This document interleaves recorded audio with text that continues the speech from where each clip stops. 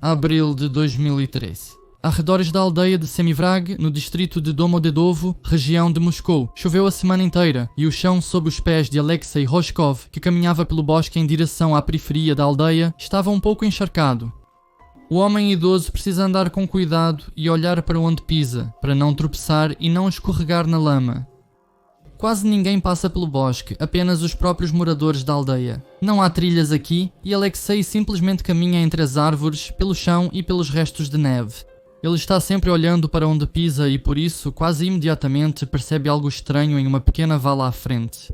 Panos, sapatos, joelhos nus. Alexei não entende de imediato o que está diante dele, nem muito nem pouco. Flor de neve, o corpo meio decomposto de uma mulher de casaco e botas, jogado de qualquer jeito entre galhos e gravetos.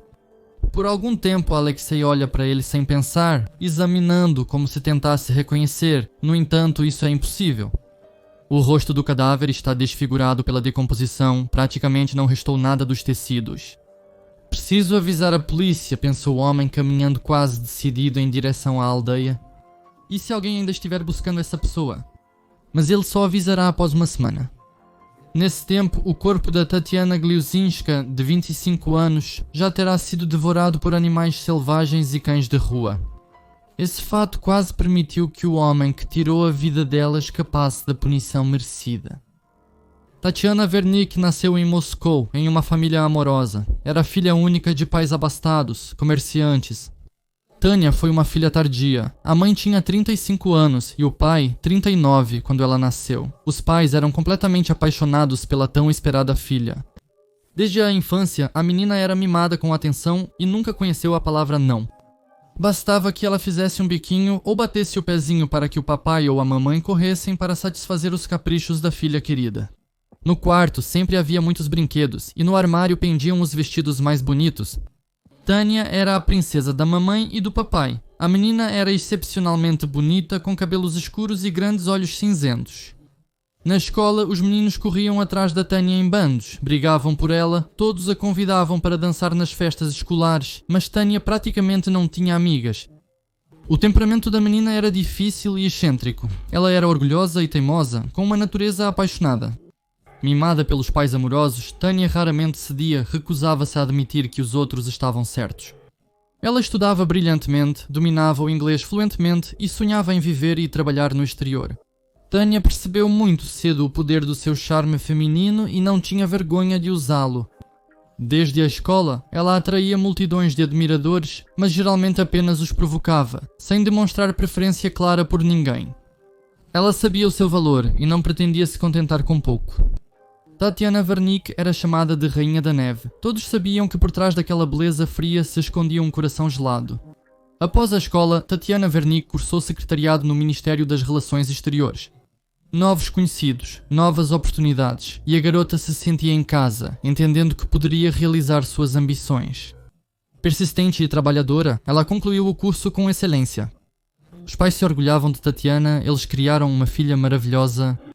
Logo, Tatiana conheceu um rapaz chamado Andrzej Gliuzinska. Andrzej era da Polónia, cortejava de forma bonita e quase imediatamente deixou claro que tinha intenções sérias. E os pais de Tatiana também aprovaram quase de imediato o rapaz. O estrangeiro parecia muito inteligente, dava presentes para a filha, era modesto e respeitoso. Não mencionava intimidade antes do casamento, carregava a noiva nos braços. Andrzej imediatamente declarou que eles iriam morar na Polónia. Eu sempre disse que você merece o melhor.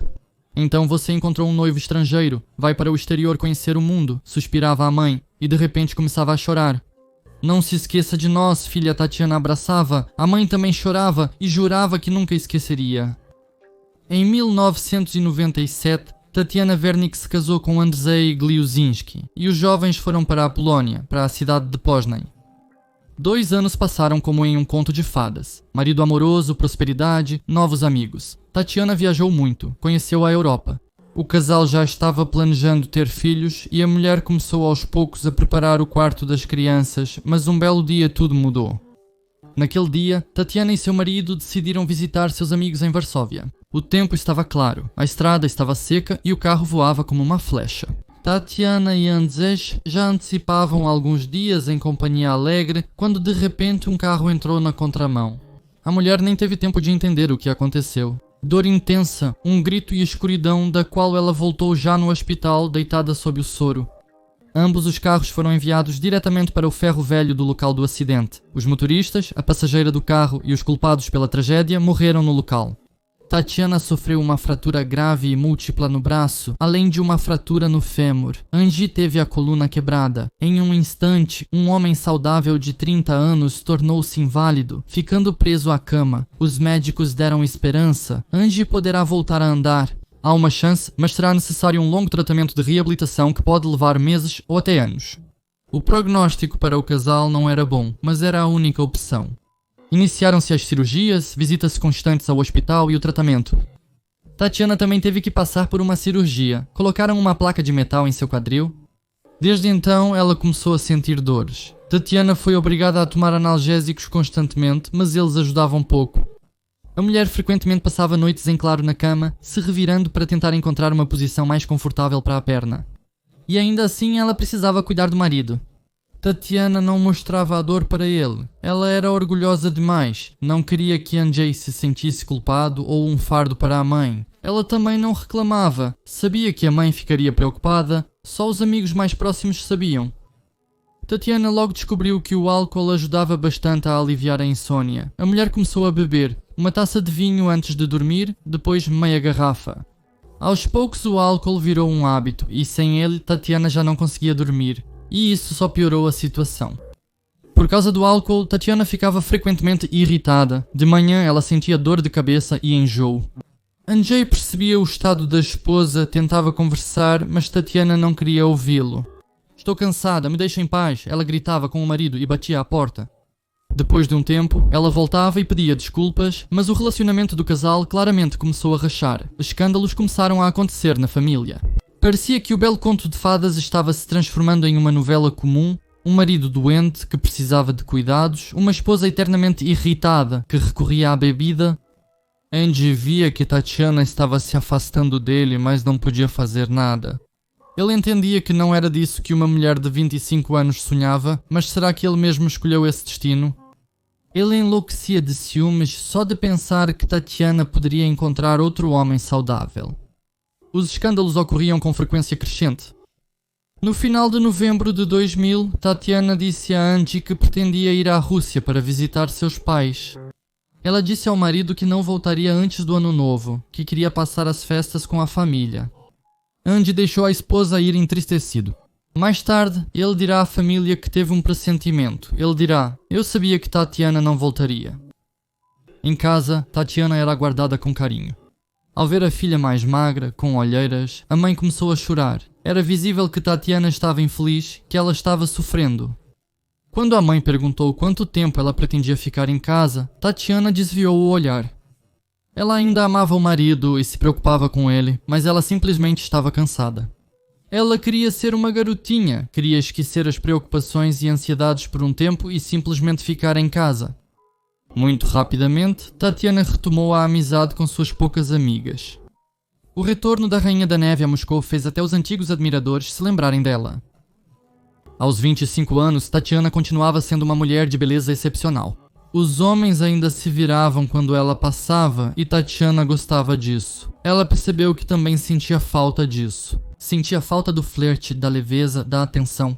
Tatiana não planejava trair o marido, ela o amava, mas um flerte leve a ajudava a afastar a tristeza, lembrava que a vida não acaba. Perto do ano novo, Tatiana sentiu que estava caindo em depressão novamente. Ela voltou a beber vinho antes de dormir e parece até a mãe percebeu. Alguns dias antes da festa, em 19 de dezembro, o ânimo caiu completamente. Tatiana admitiu para si mesma que sentia falta do marido. Ela queria vê-lo. Pensamentos tristes a atormentaram até o anoitecer. Finalmente, ela não aguentou e ligou para a amiga Helena. "Você está em casa? Eu vou aí agora." Helena morava sozinha, não era casada. Ela ficou feliz com a ligação de Tatiana e disse que iria esperá-la. Tatiana disse à mãe que estava indo de táxi para a casa da amiga, beijou-a e saiu. Essa foi a última vez que os familiares a viram com vida. 2 horas depois, o telefone tocou no apartamento dos Vernikov. Era Helena, com a voz surpresa e insatisfeita. "Onde ela está?" "Tânia sumiu, já são 11 horas, estou esperando por ela." A mãe de Tatiana ficou surpresa. Ela saiu depois da ligação, faz tempo. Talvez ela tenha passado em alguma loja. Deve estar na fila, supôs ela. Mas Helena descartou essa hipótese. Ela me ligou há pouco de um celular, disse que pegou emprestado de alguém e pediu para eu levar dinheiro. Ela não tinha dinheiro suficiente para pagar o táxi. Eu esperei na rua até congelar, mas ela nunca subiu. Foi estranho. As duas mulheres estavam confusas e preocupadas. Tatiana não tinha seu celular, então elas não conseguiam descobrir para onde ela tinha ido. Após conversarem, as duas mulheres decidiram que, por hora, não valia a pena entrar em pânico. Algo pode ter ocorrido. Tatiana é uma mulher adulta, com certeza sua ausência tem uma explicação razoável. Talvez ela tenha encontrado alguém pelo caminho, afinal as festas estão chegando. Talvez ela tenha visto um conhecido e passado para uma visita rápida. Mesmo que tenha ficado com um homem, isso é problema dela. Ela com certeza vai ligar, afinal sabe que estão preocupados com ela. Mas Tatiana não ligou nem à noite, nem de manhã. Ela não chegou até a casa da amiga e não voltou para casa. Mesmo para uma pessoa tão excêntrica, isso era estranho demais. A mãe passou a noite inteira sem pregar os olhos e de manhã foi direto à delegacia local. A mulher relatou ao policial de plantão o ocorrido e solicitou o registro de um boletim de ocorrência sobre um desaparecimento. O jovem ouviu, fez algumas perguntas para esclarecer e aconselhou a não se preocupar. Uma mulher adulta talvez tenha ido visitar algum homem e é coisa de jovem, declarou ele com condescendência, expressando em voz alta o que passou pela cabeça da mãe de Tatiana ontem. Volte daqui a 3 dias, se ela não aparecer antes, não podemos aceitar a ocorrência. 3 dias. A mulher não conseguia imaginar como passaria 3 dias em ansiedade. E se Tânia estivesse em perigo, ela precisava de ajuda. Precisava começar a procurá-la imediatamente. A mãe de Tatiana implorou ao plantonista para aceitar a ocorrência. Minha Tânia nunca desapareceria assim. Algo aconteceu. Mas o homem só dava de ombros. 3 dias, o prazo estabelecido por lei. Após 3 dias sem aparição de Tatiana, a denúncia foi finalmente aceita. Foi aberto um processo de busca, começaram a realizar procedimentos padrão, interrogaram testemunhas e enviaram boletins de procura. O ano novo estava chegando, o trabalho era feito de má vontade, devagar, e a maior parte das ações foi adiada para depois das festas. No trabalho dos investigadores, sempre há muitos casos. O caso do desaparecimento de Gliuzinski era apenas um deles. Enfim, o ano novo e as férias de inverno chegaram ao fim. A mãe de Tatiana estava desesperada sem notícias, enquanto na Polónia seu marido enlouquecia. Mas a polícia parecia não ter pressa, trabalhavam do mesmo jeito, sem se apressar. Por fim, descobriram o número do celular do homem de cujo telefone Tatiana ligou. Descobriu-se que o telefone pertencia a um certo Viktor Polyakov, motorista de táxi. O jovem compareceu à delegacia e realmente se lembrou que pouco antes do ano novo havia dado carona a uma moça bonita. Ela realmente pediu o celular dele, ligou para uma amiga. Depois, a moça pagou e foi embora. Ele não se lembra de mais nada. O taxista era a principal testemunha do caso, mas depois do seu depoimento, a investigação não teve nenhuma pista. Não conseguiram encontrar a mulher imediatamente. O caso se transformou em um típico caso arquivado. O inverno passou sem notícias para Tatiana. A mãe chorava, tomava Corvalol e rezava para que a filha estivesse viva em qualquer lugar, mesmo que tivesse fugido com outro homem ou cometido uma tolice. Mas suas esperanças não se concretizaram. Ela nunca mais viu a filha viva. Em abril de 2001, ou seja, mais de 4 meses após o desaparecimento de Tatiana Gliuzinska, o corpo de uma mulher foi encontrado em um bosque próximo à aldeia de Semivrag, no distrito de Domodedovo, região de Moscou. Alexei Rodchkov só comunicou sua descoberta uma semana depois e durante esse tempo o corpo foi bastante danificado por animais vadios. O corpo não foi reconhecido por ninguém. Um cadáver encontrado numa mata. Quantos casos similares surgem quando a neve derrete na primavera? Após as formalidades, o corpo foi enterrado no cemitério Novo de Vichy com um número. Naturalmente, ninguém associou o cadáver encontrado a Tatiana Gliuzinskaya. O caso do desaparecimento ressurgiu próximo a maio, quando um dos investigadores se deparou com ele novamente. O jovem investigador decidiu verificar o corpo, apesar do caso ter sido arquivado. Ele foi ao cemitério com alguns colegas. O túmulo de Tatiana não era profundo, logo foi desenterrado. Os funcionários do cemitério tiraram um caixão, abriram a tampa e o investigador xingou imediatamente. Os restos do corpo estavam dispostos de forma caótica e irreconhecível. Os tecidos haviam se transformado em uma massa gelatinosa. O corpo foi enviado no caixão diretamente ao necrotério para a perícia forense. Era necessário identificar de quem era aquele corpo e, principalmente, determinar a causa da morte. E foi aí que começaram as dificuldades. Descobriu-se que o corpo realmente pertencia a uma mulher jovem e que havia, de fato, uma placa metálica instalada em seu quadril. O corpo poderia ser da desaparecida Tatiana, mas não foi possível determinar a causa da morte. Os restos antigos ficaram enterrados por 6 meses. A decomposição destruiu os tecidos, que também foram rasgados por dentes de animais. Ainda assim, a investigação teve a primeira pista. Decidiu-se então interrogar novamente as testemunhas e chamar para novo depoimento o taxista Polyakov, que havia levado Tatiana, dono do telefone do qual ela ligou naquela noite fatídica. Simultaneamente descobriu-se que o homem já havia vendido o carro Deviatka, no qual transportava passageiros há 6 meses. Parecia não haver nada de estranho, mas os investigadores decidiram, por via das dúvidas, verificar o carro. Dados do novo proprietário descobertos, carro inspecionado internamente sob pretexto de envolvimento em acidente, deram atenção especial às capas dos bancos. O novo proprietário confirmou que não as havia trocado. E uma nova descoberta. Nas capas dos bancos dianteiros foram encontrados manchas marrons, bem pequenas, imperceptíveis à primeira vista. As capas foram imediatamente apreendidas para a perícia. As manchas marrons eram sangue seco, e após a análise de DNA, ficou claro que o sangue pertencia a uma mulher. Agora, Viktor Polyakov não podia mais ser ignorado. Polyakov compareceu ao interrogatório no horário, comportou-se educadamente, estava bem vestido, sua biografia era a mais comum possível. 25 anos, solteiro, não serviu no exército por motivos de saúde, não tem emprego fixo, trabalha como taxista. Sem antecedentes criminais, o homem respondia calmamente às perguntas, mantendo a versão já apresentada.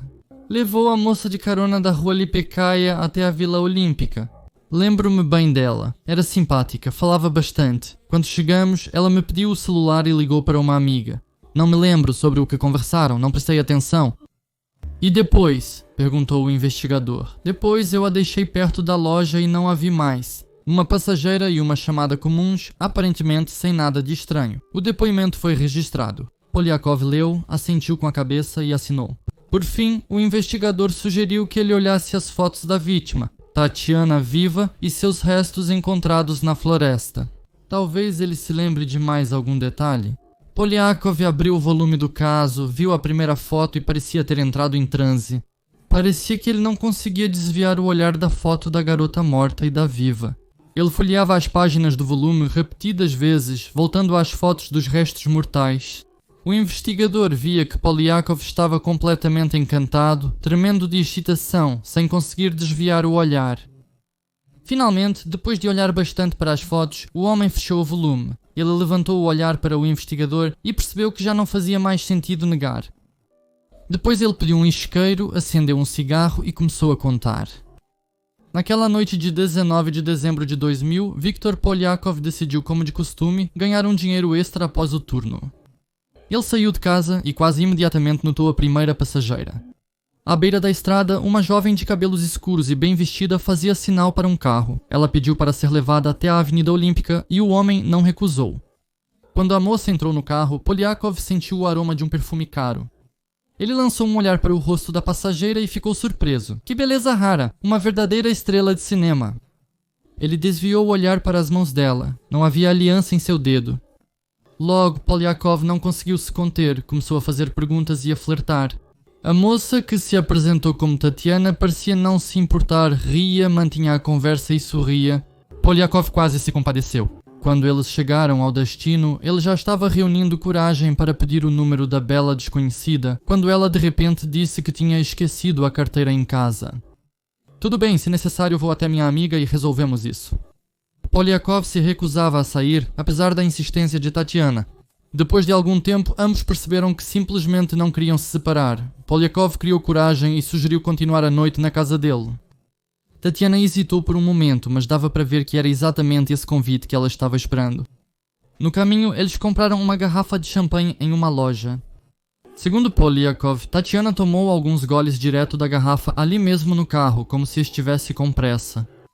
Eles chegaram ao apartamento de Polyakov, onde ele ainda morava com os pais, que não estavam em casa.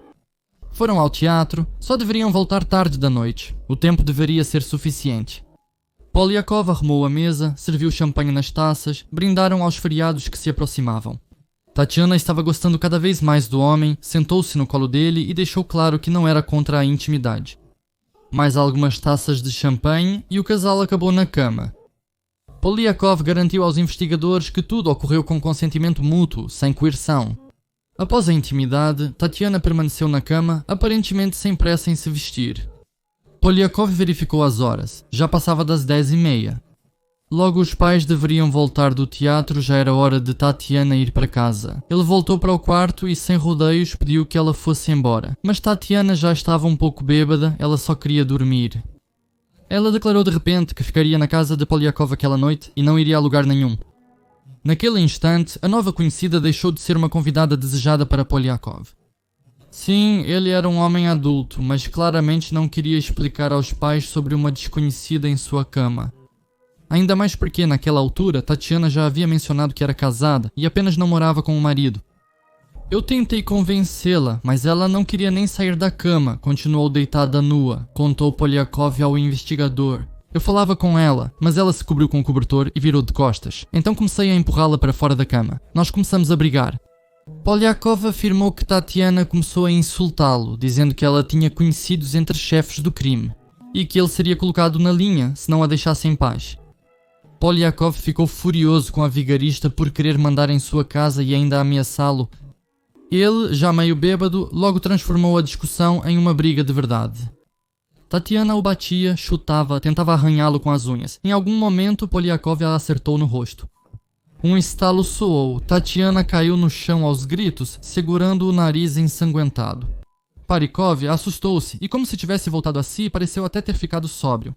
Ele correu até Tatiana. Levanta, levanta! E a ajudou a chegar até o banheiro. Lá, molhando uma toalha com água fria, ele a entregou para a mulher. Eu sinceramente não queria, Barmatalon. O coração batia forte. Deus me livre se ela decidir denunciar para a polícia, pois ele não conseguirá provar que foi legítima defesa. Tatiana pressionou uma toalha molhada no rosto e eles permaneceram em silêncio no banheiro por um tempo. Mas de repente, após uma breve pausa, a mulher pulou e atacou Polyakov novamente. Você quebrou meu nariz, como vou voltar para casa? Acabou para você, vou mandar meus irmãos atrás de você, ela gritou balançando os punhos. Golpe, outro golpe. E Polyakov segurou o cinto do roupão de banho. Ele jogou o cinto em volta do pescoço de Tatiana, a derrubou no chão e começou a apertar o cinto. Cada vez mais forte, a mulher bêbada começou a chiar, se debatendo sob ele com fúria e desespero. Mas Polyakov era mais forte. Ele queria fazer com que Tatiana se calasse para sempre. Ele apertou com toda a força e só percebeu o que estava fazendo quando Tatiana parou de mostrar sinais de vida. O criminoso não sentiu nenhum remorso. Quase imediatamente, ele começou a pensar em como se livrar do corpo. Polyakov vestiu o corpo com um casaco e botas, jogou-o sobre o ombro, tirou-o do apartamento e o colocou debaixo da escada no primeiro andar. Era preciso um plano. Naquele dia estavam ocorrendo eleições em Moscou e a polícia estava trabalhando em regime reforçado. Polyakov entendia que o carro certamente seria revistado. Como tirar o corpo sem ser notado? De repente uma ideia veio à cabeça. Polyakov saiu de casa, entrou no carro e foi em direção ao interior pela chamada Ponte Zagorievsky. Aproximando-se do posto policial, começou a se mover de propósito de forma hesitante, reduzindo a velocidade. Claro que ele foi parado. Os policiais verificaram os documentos de Polyakov, inspecionaram o carro e não encontraram nada suspeito. Ele atravessou a ponte, dirigiu um pouco e voltou para casa. Colocou o corpo no porta-malas e foi de volta pela mesma ponte. O inspetor era o mesmo. Polyakov lembrou que tinha passado por ali literalmente 20 minutos atrás. O carro foi revistado, não encontraram nada. O inspetor acenou com a vara. Sim, lembro, pode passar. Polyakov não foi muito longe. Ele já estava cansado e os lugares onde Tatiana tinha batido começaram a doer. Ele até vai ter que procurar um médico no dia seguinte, reclamando de dores na virilha. Ele parou perto da aldeia de Semivrag, arrastou o corpo para um pequeno bosque. Ao redor estava vazio e silencioso, ninguém o notou.